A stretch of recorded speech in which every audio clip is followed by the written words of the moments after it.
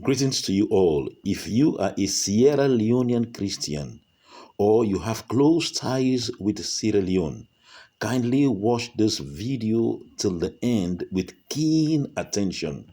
Please, you will learn a lot of how the Lord has used Sierra Leone to be a missionary country into Africa for over a century.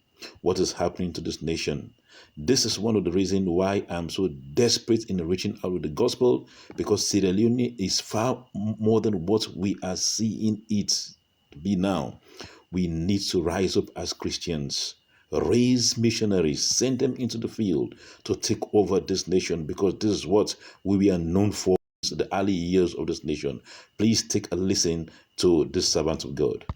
At the time, the only place in Africa that had a Christian community substantial enough and experienced enough to provide the mission force was Sierra Leone.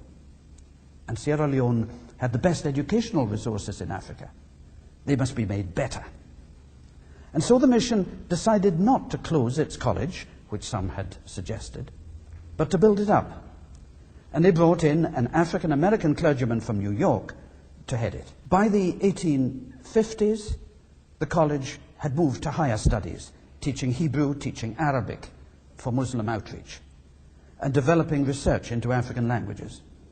By the 1870s, students could follow degree courses in arts and theology from an English university. This is the college in which I had the honor of serving in the 50s and 60s. And Sierra Leone, because of the former slaves who formed its main population and who came from all over West and Central Africa, there were native speakers of almost any African language you could count on. The little country was a vast language laboratory.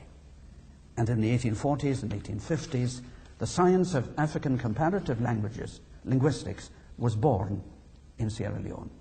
And from the little country in the next half century came literally hundreds of missionaries, ordained and lay, who served all over West Africa. Indeed, in the 1880s, the Methodist mission sent someone from Sierra Leone all the way around to the Kenya coast to open a new mission there.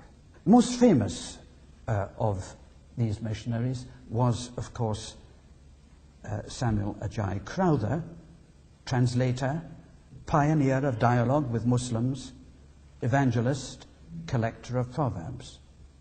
But he was leader of a whole mission entirely staffed by Africans, most of them born or raised in Sierra Leone.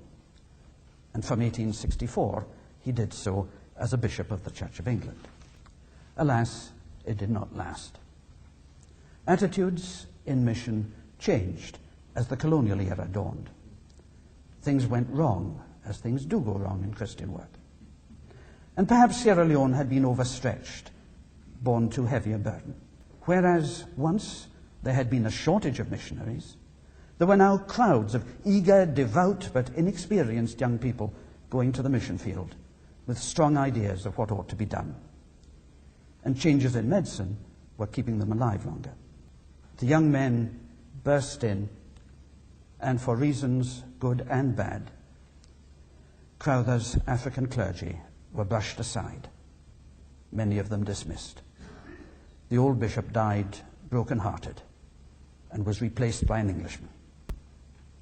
And to contrast the value of raw young recruits from England who burned themselves out in a year or two with the steady workers from Sierra Leone who, under much lower pay and much harder conditions, cheerfully accepted the long haul. Sierra Leoneans spread out all over Africa, as traders, as professionals, as colonial government officials. Time and again they went as Christians. They held their family prayers on their verandas. They stopped work on Sunday. They sang hymns and prayed and explained what they were doing. Sierra Leoneans time and again provided the first point of contact for the Christian faith in countless locations. For 100 years, Sierra Leone was a great missionary nation, the morning star of Africa. I know some of you are already bored with the so many videos and photos that I've been bombarding you with from the mission field here. It's just to show you the reality on the ground. How I wish that Sierra Leoneans will arise and take over this nation again for the Lord. And as we go back to what we were originally known for, Sierra Leone, the factory of missionaries into Africa.